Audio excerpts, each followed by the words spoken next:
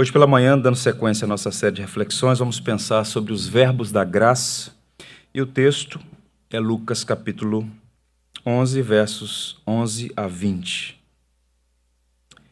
Diz assim a palavra de Deus. Continuou. Certo homem tinha 2 filhos. O mais moço deles disse ao pai: Pai, dá-me a parte dos bens que me cabe. E ele lhes repartiu os haveres. Passados não muitos dias, o filho mais moço, ajuntando tudo o que era seu, partiu para uma terra distante e ali dissipou todos os seus bens, vivendo dissolutamente.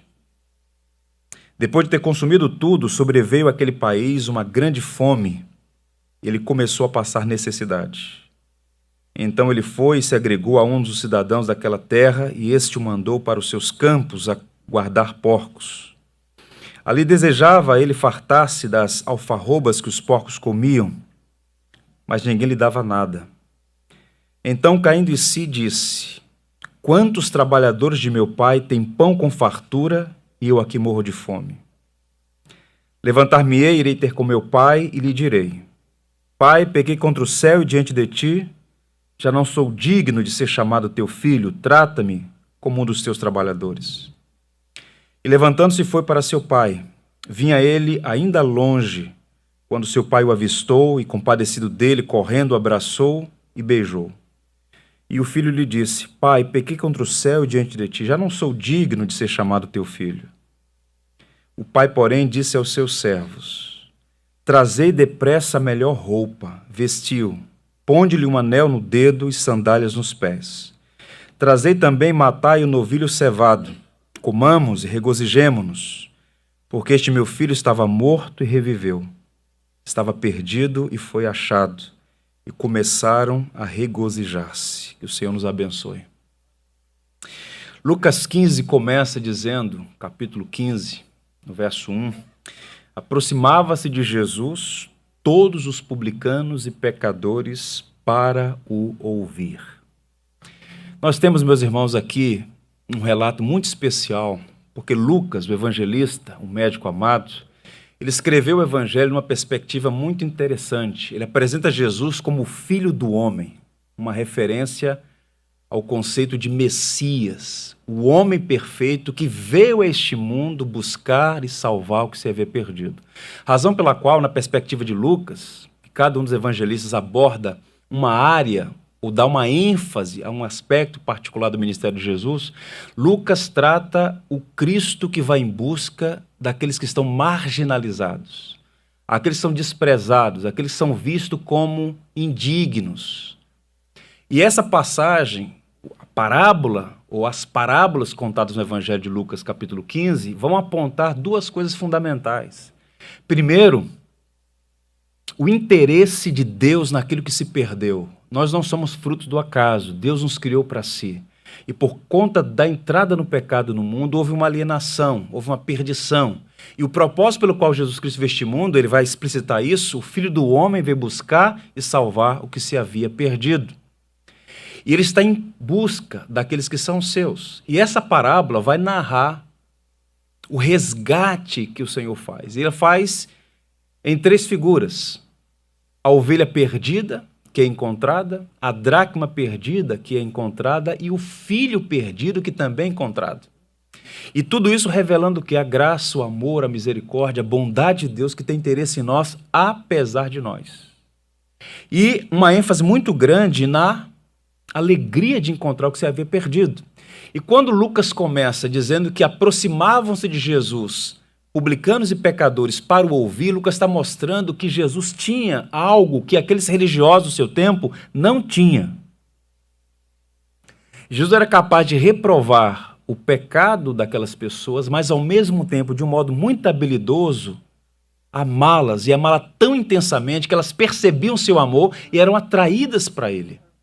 Tanto é que o texto vai dizer: aproximavam-se dele. Quem? Os marginais. Aqueles que estavam à margem, os publicanos, traidores de Israel, porque estavam a serviço do império opressor, que cometia abusos, dentre os quais a coleta abusiva de impostos, e os pecadores, aqueles que viviam à margem da religião, que não tinham nada com culto, com o templo, e essas pessoas eram atraídas por Jesus. E por quê? Não é porque Jesus falava o que elas gostavam de ouvir, não era porque Jesus Cristo era condescendente com os pecados delas, não era porque Jesus adotou uma política herenicista de fazer paz ao custo da verdade, não. Era porque elas percebiam que Jesus as amava profundamente. Isso me fez lembrar de uma história relacionada à escola bíblica de Chicago, a escola plantada por Dale White Moody, um evangelista americano, e alguém percebeu que tinha um garoto que andava muitos quilômetros para frequentar aquela escola bíblica. E alguém disse, olha, o fenômeno das escolas bíblicas praticamente já ganhou toda a região. Há escolas bíblicas espalhadas no país inteiro, inclusive em outros lugares mais próximos da sua casa. Por que é que você anda tanto para vir à escola bíblica nesta igreja? E o garoto deu uma resposta que tem conexão com o que eu estou dizendo aqui. Eu vou àquela escola bíblica porque lá eu sou amado. O amor tem uma força, um poder de atrair o outro. E enquanto a religião repelia com seus códigos morais impraticáveis, Jesus Cristo atraía, porque ele era capaz de reprovar o pecado das pessoas e ao mesmo tempo demonstrar amor por elas, cuidado para com elas. E essa parábola está falando sobre a prodigalidade do amor de Deus, de um Deus que não toma o culpado por inocente, de um Deus que é justo e santo, e que estabeleceu um padrão para suas criaturas viverem, e que, de fato, manifesta sua ira contra o pecado, mas, ao mesmo tempo, de um modo misterioso, é capaz de nos amar tão intensamente que ele fez o inimaginável. Ele pegou o único ser, justo e perfeito, seu Filho amado, e enviou para assumir a minha culpa e a sua culpa, assumir a nossa morte naquela cruz. Por isso, Deus é pródigo, ele esbanja o seu amor, é um amor que vai às últimas consequências. E há um verso aqui, o verso 20, que vai apontar para nós os verbos da graça. A figura do pai dessa parábola, que é a figura central, os filhos têm um papel importante. Na semana que vem nós vamos falar sobre o filho mais velho, que é o perdido na casa do pai. Ambos estão perdidos. O imoral e o moralista. E Jesus está mostrando que o evangelho é para essas duas perdições. Para aqueles que vivem como se Deus existisse e para aqueles que buscam justificar-se por suas obras e não conhecem o amor e a graça de Deus. E o verso 20, quero ler mais uma vez, será projetado, o texto diz assim, que texto belíssimo. Aqui você tem um retrato 3x4 do evangelho. E levantando-se foi para o seu pai. Vinha ele ainda longe, quando seu pai o avistou, e compadecido dele, correndo, o abraçou e beijou. Aqui nós temos os verbos da graça na parábola do Deus pródigo. Vejamos quais são os verbos aqui. Primeiro, o pai viu. O quê? Observe o verso 20. O pai avistou o filho. É interessante porque do início ao fim da parábola, o que é chocante aqui é a impressionante atitude do pai para com os filhos. Em contraste com a rebeldia do mais moço e com a amargura do mais velho, nós temos um pai que, apesar de não ser amado, ama.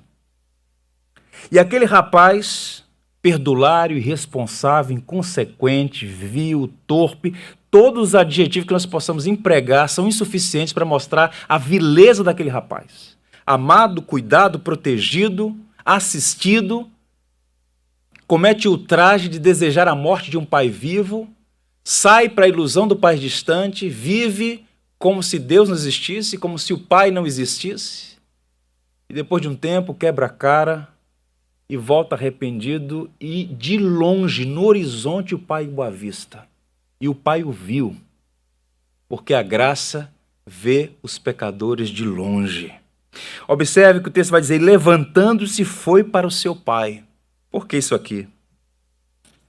Porque longe do pai ninguém fica de pé. O homem está caído e precisa se levantar e voltar para a casa do pai. Esse rapaz, ele está fazendo o caminho de volta porque aconteceu uma conversão, uma mudança na mente. Em algum momento nessa parábola, Jesus diz que ele caindo em si, o pecado entorpece o coração do ser humano, tem os chamados efeitos noéticos da queda, o pecado emburrece literalmente, Porque ele, iludido, achando que poderia ter felicidade e liberdade plenas longe do pai, o que ele encontra lá é prisão, vergonha, humilhação, detração, chiqueiro, fome, passando necessidade. E o texto vai dizer que ele chega ao fundo do poço, numa cultura judaica que via o porco como um símbolo de algo não permitido ao judeu nem mesmo tocar. Ele agora está no chiqueiro, desejando comer a comida dos porcos. E aí houve uma mudança, arrependimento. Eu vou voltar para casa. E a mudança é tão real, tão verdadeira, não é remorso, é arrependimento, que ele não volta com empáfia, tentando uma espécie de acordo com o pai. Ele volta consciencioso. Bem, eu aqui estou nesse estado de miséria total e absoluta. Os trabalhadores do meu pai têm uma dignidade, uma condição que eu não tenho. Eu não vou voltar para lá e exigir coisas. Eu não vou para lá com evasivas. Eu vou fazer assim, Senhor, meu pai, eu não sou digno de ser chamado teu filho. Me trata apenas como um dos seus trabalhadores. Se o Senhor me admitir como empregado na fazenda, é suficiente. Há mais dignidade em ser servo do que em viver na condição que eu estava vivendo. E o texto vai dizer que vinha ele ainda longe quando seu pai o avistou. Já disse aos irmãos e reitero, a gente precisa ler a Bíblia imaginando cenários. A riqueza da imaginação. Tente imaginar aquele pai que ama, que nutre no seu coração a expectativa de rever o seu filho. Inúmeras vezes o pai olhou no horizonte na expectativa de reencontrar, de ver novamente o seu filho amado, querido, precioso. E talvez no final de tarde, como todos os dias, ao olhar no horizonte, o que ele avista é um milagre. O filho voltando para casa. Ele o avistou. Deixa eu dizer uma coisa para os irmãos. É possível que alguém já tinha dado informação para o pai sobre a condição de penúria, de miséria do filho? Naquela época não havia internet, vocês sabem disso, mas já havia fofoquete. Então a notícia ruim corre rápido. Notícia ruim, na boca de algumas pessoas, é velocista. E o pai já tinha sido informado sobre a vida miserável que o filho vivia. E isso esmagou ainda mais o seu coração. Mas quando ele olha no horizonte, no final de tarde, possivelmente, ele vê o filho. Ele avista o seu filho. Meus irmãos, o que a gente percebe nessa parábola, o que nós vemos aqui é um pai que ama. E por isso tem expectativa de reencontrar o filho. Não é um pai apático, indiferente, distante ou ausente, mas um pai em expectativa. E é assim que Deus trata conosco. Nós todos, na nossa jornada, somos tentados a nos extraviar e, por vezes, nos extraviamos. Deus tem um caminho para nós, mas como filhos de Adão, nós escolhemos os nossos próprios caminhos. E Deus, embora soberano, que conhece o ontem, o hoje e o amanhã, no eterno agora, em alguma medida, é um Deus em expectativa.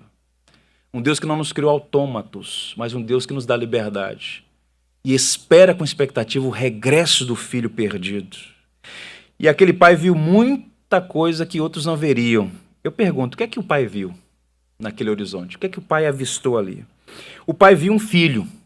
Todos veriam o quê? Um mendigo, mas ele viu um filho. Os olhos cansados daquele ancião olha e vê um filho. Não era apenas o rapaz rebelde, perverso, que havia deixado a casa do pai. Não era aquele rapaz orgulhoso e vil que desperdiçou os bens da família. Não. Por trás de todas essas verdades, o pai vê o filho. O filho. E Deus é capaz de olhar uma congregação de pessoas, reconhecer as nossas vilezas, mas mesmo assim olhar o filho. Amor de pai, um Deus que nos ama com amor de mãe.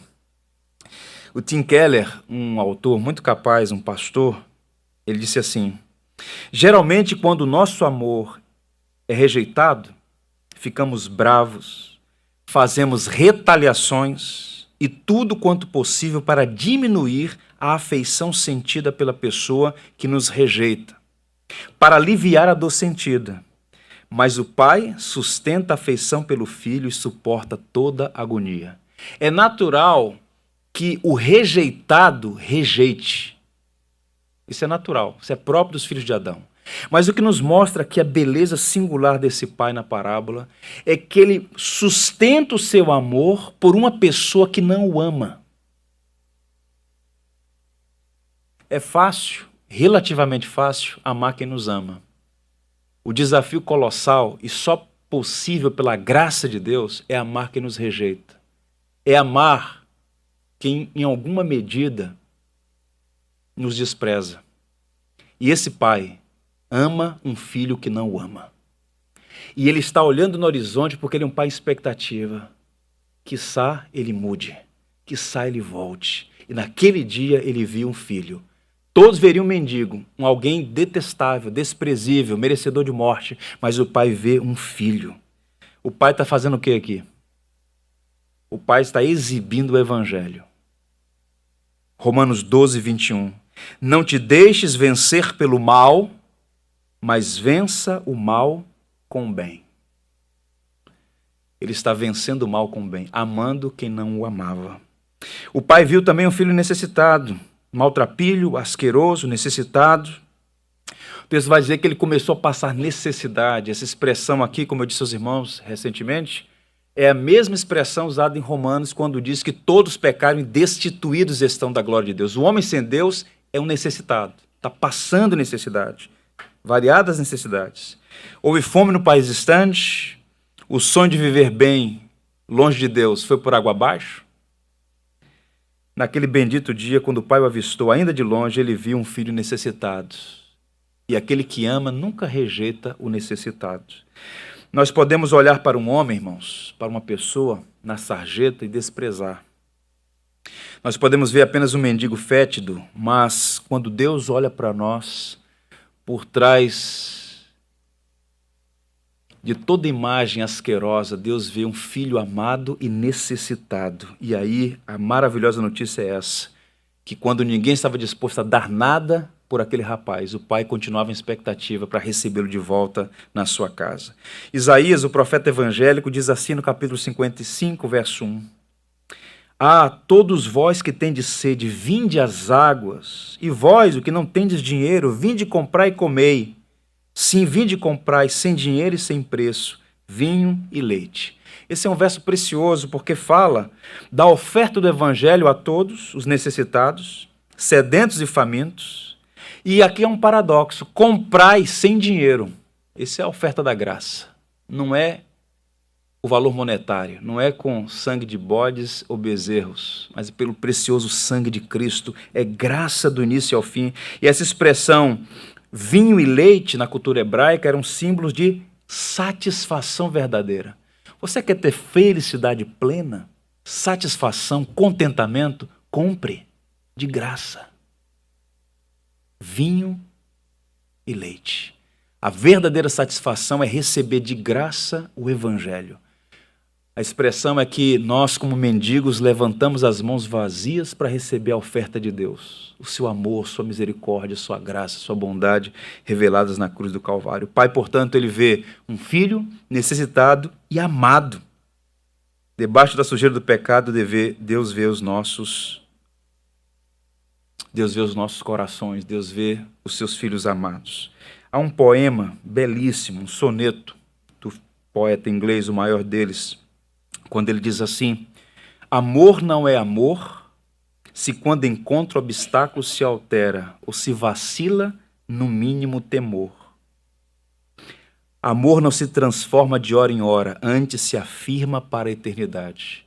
O amor daquele pai por aquele rapaz, a despeito dele, era um amor constante. Não aumentava nem diminuía, era na medida certa. E o amor de Deus, a medida do amor de Deus é nos amar sem medida. Assim aquele pai olha no horizonte e vê um filho amado, embora necessitado e perdido. O pai o recebe. E mais, há um outro verbo aqui. O pai correu. Por quê? Essa é a pergunta.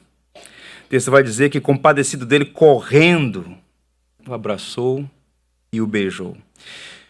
O filho está se sentindo culpado, e não é um sentimento de culpa vazio, fruto da religião opressiva. Não, não é isso. É uma culpa moral verdadeira. Se você tem um pai que te ama, que te respeita, que já deu inúmeras provas do quanto o ama, se você dá as costas para ele, e depois se sente culpado, essa culpa é verdadeira. Não é um sentimento, é uma culpa moral verdadeira.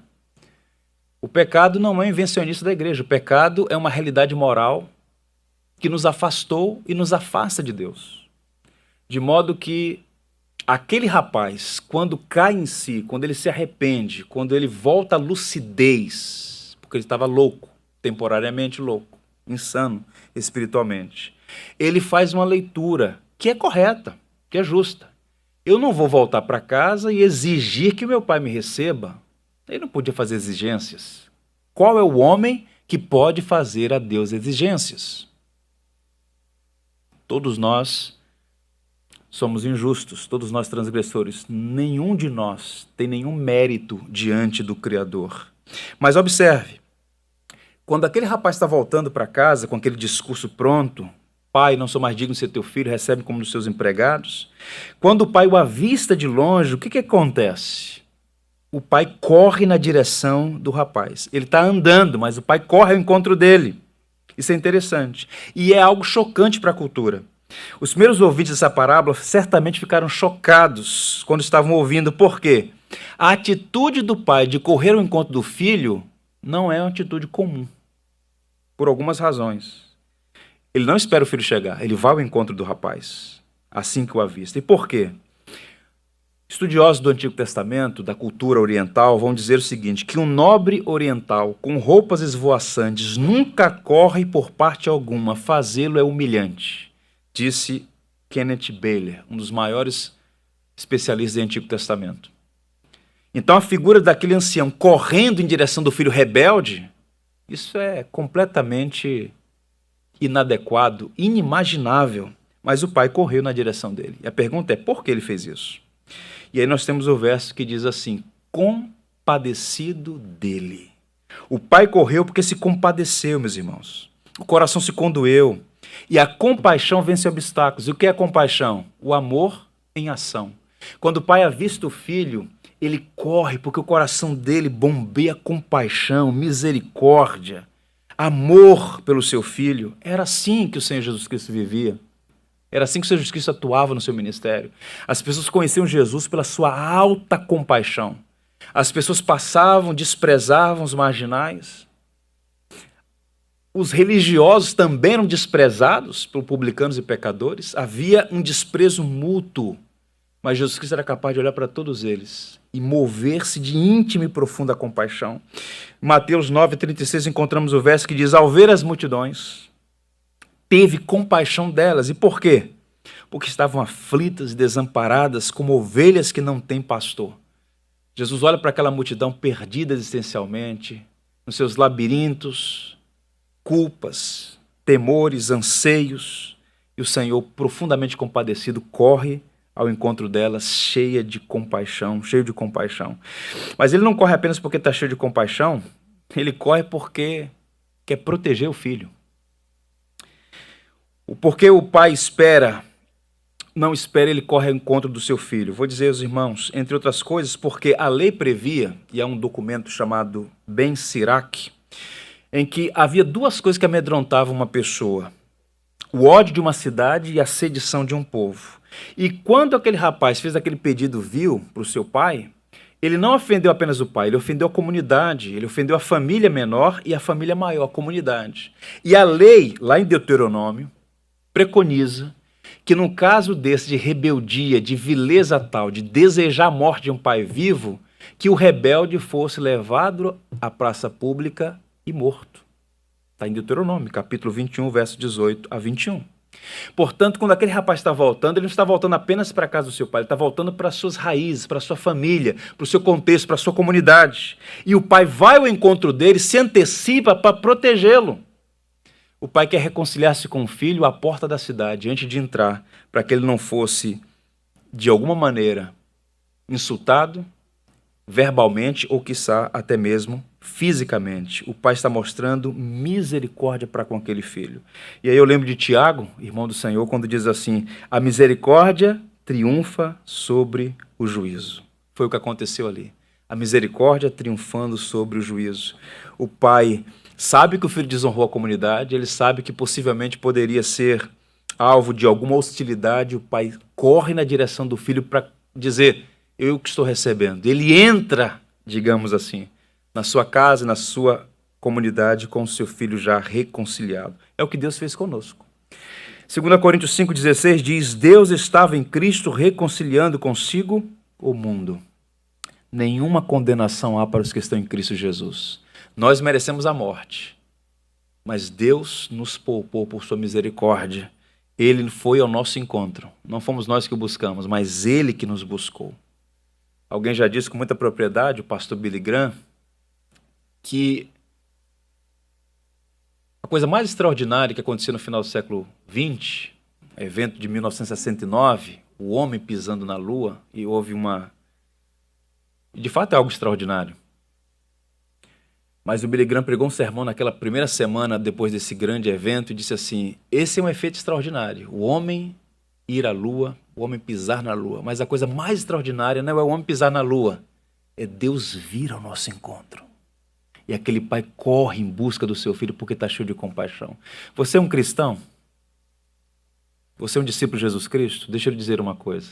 Você não está no evangelho porque você é mais inteligente que o seu vizinho, do que o seu parente. Você foi conquistado por um amor maior do que você. Foi Ele que correu na sua direção. Nós o amamos porque Ele nos amou primeiro. Essa é a beleza do evangelho. E isso deve trazer para nosso coração um profundo senso de maravilha, de gratidão, de viver todos os dias da nossa vida para a glória daquele que nos amou e por nós quis morrer, como diz o hino. Mas há um outro verbo aqui ainda. Diz o texto que o pai o abraçou. E a pergunta é, como foi esse abraço?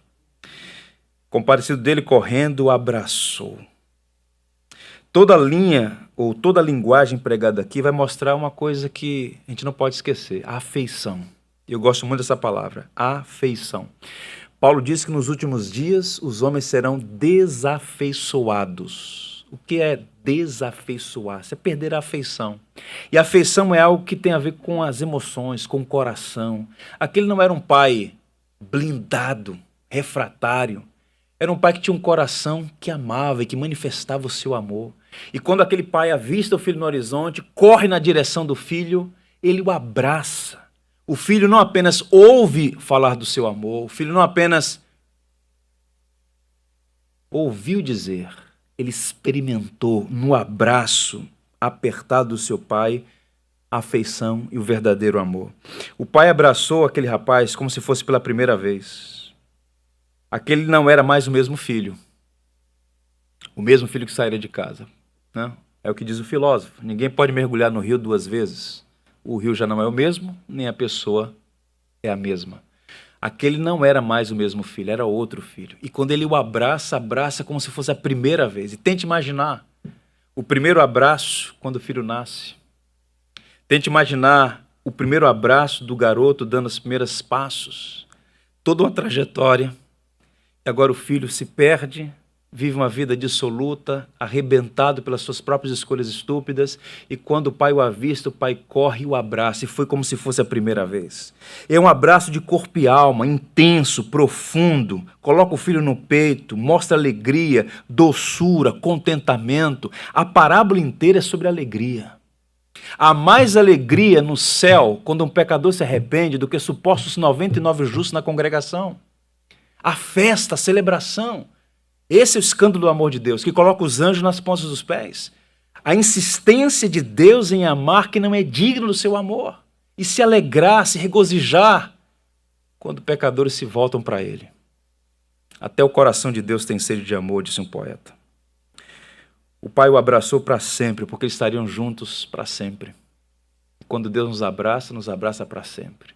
São experiências pessoais que cada um deve ter. Eu quero encorajar os irmãos a lerem biografias, diários. Essas coisas nós perdemos, infelizmente, mas podemos resgatá-las. Spurgeon, maior pregador batista de todos os tempos, no seu diário, 9 de janeiro de 1858, ele faz um texto na manhã daquele dia, dizendo assim: hoje, enquanto eu li o saltério e orava ao meu Deus, eu senti o seu abraço. Como é bom sentir-se amado pelo Salvador.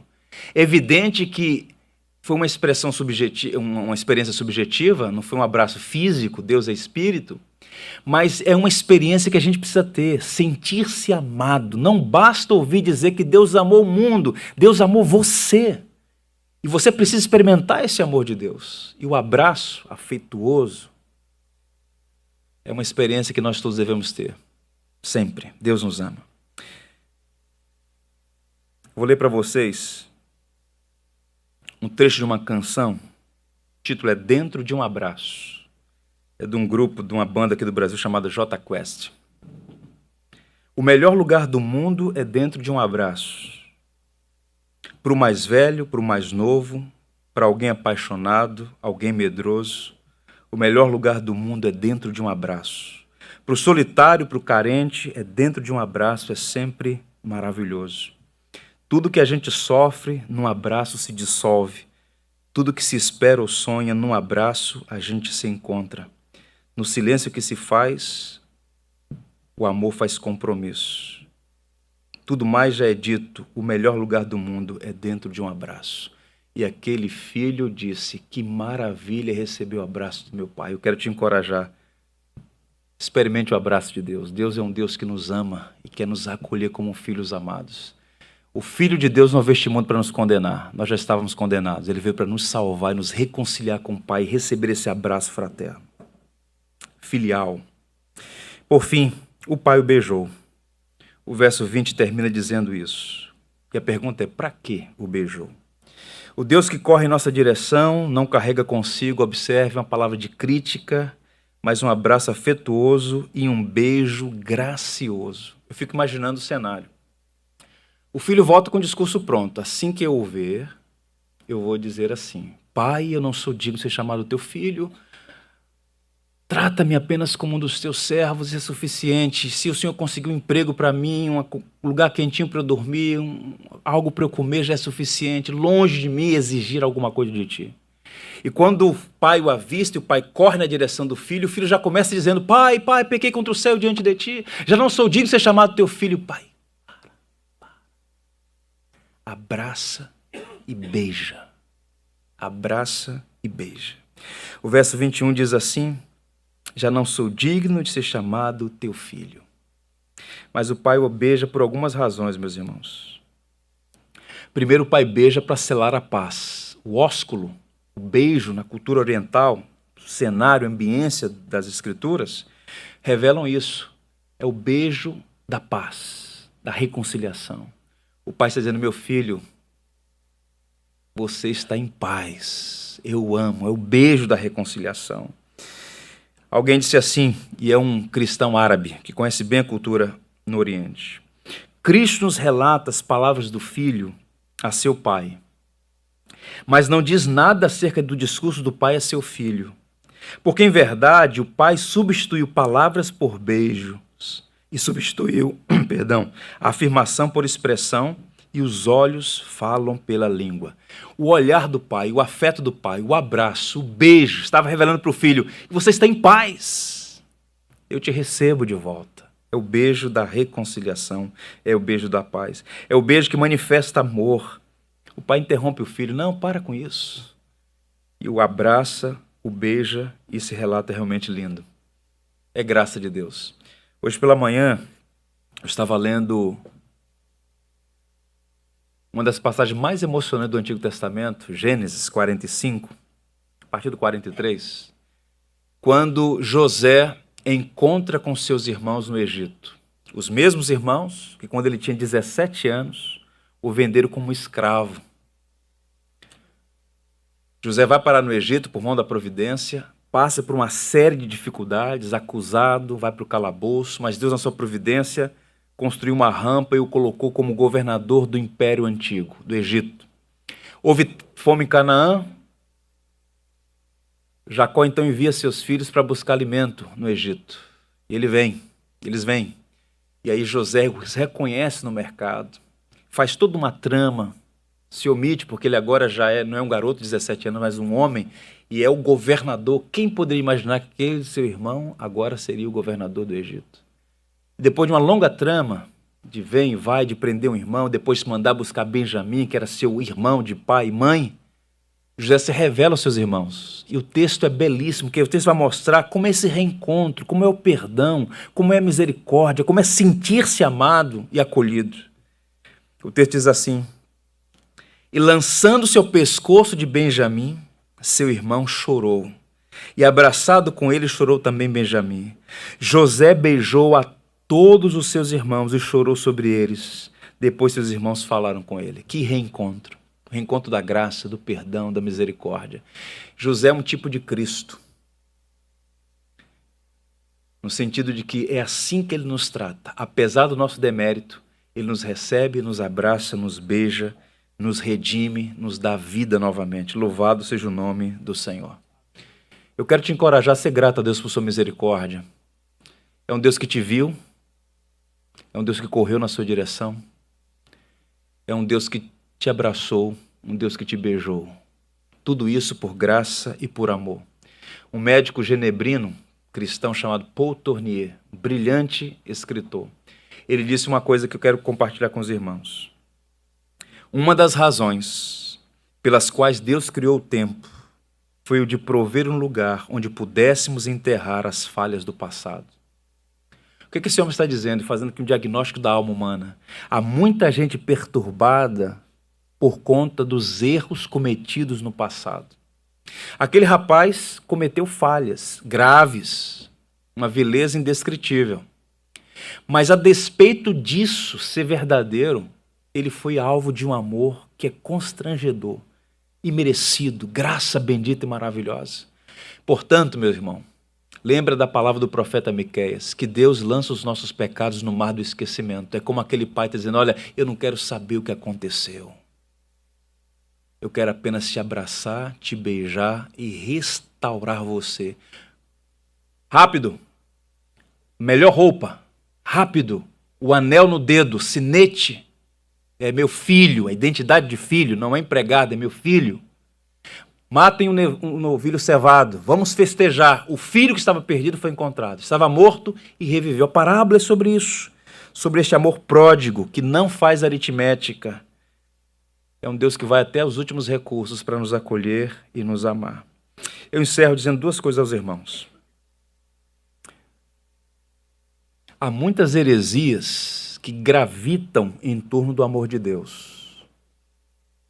Estou preparando uma série de mensagens sobre o amor de Deus, para a gente poder estabelecer as balizas escriturísticas sobre o que é o amor de Deus.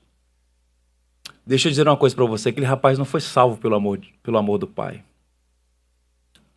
Que escândalo, pastor, depois de tudo que o senhor disse, não foi salvo pelo amor do Pai? Deixa eu ler para vocês um texto do Warren Wiersbe, um grande pregador. Não importa o que alguns pregadores e cantores dizem, não somos salvos pelo amor de Deus. Deus ama o mundo todo e, no entanto, nem todo mundo é salvo. Somos salvos pela graça de Deus. E a graça é o amor que paga um preço. Vou repetir. Somos salvos pela graça de Deus e a graça é o amor que paga um preço. Você foi salvo porque Deus o amou e provou seu amor em que Cristo derramou seu sangue para que você fosse reconciliado. É tudo centrado na pessoa bendita de Jesus Cristo. Eu queria que você lesse comigo Romanos 5, verso 8. Vamos ler juntos? Mas Deus, está projetado aí, vamos juntos? Mas Deus prova o seu amor para conosco pelo fato de ter Cristo morrido por nós, sendo nós ainda pecadores. Deus te ama, meu irmão. Isso não é frase vazia, é a gloriosa verdade. E a maior prova disso é que Cristo morreu naquela cruz para reconciliar você com Deus. Você pode voltar para a casa do Pai. Ele vai te receber, porque Ele vai olhar em você os méritos do seu único Filho, que é Jesus Cristo, e vai nos adotar na sua família. Se você já foi adotado, se você está na casa do Pai, alegre-se no Evangelho, nesta maravilhosa notícia de que Deus em Cristo recebe perdulários, inconsequentes, irresponsáveis, e os restaura, os redime, e os dá uma nova oportunidade de recomeçar. Que assim seja, para a glória bendita do nosso Salvador. Vamos ficar em pé, vamos cantar um hino, um cântico. És a nossa estrela da manhã, Cordeiro Santo que nos trouxe a paz. Em tua tuas mãos está todo vencer. Resposta a todo aquele que clama. A verdade é tua palavra que não pode mentir. Por isso estamos aqui. Vamos do começo? És a nossa estrela da manhã, Cordeiro Santo que nos trouxe a